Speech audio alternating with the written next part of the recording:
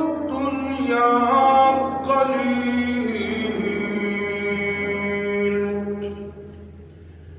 والآخرة خير لمن اتقى ولا تظلمون فتيلا.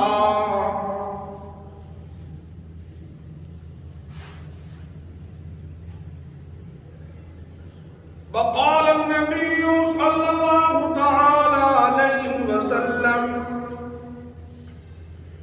الدنيا مزرعة الآخرة.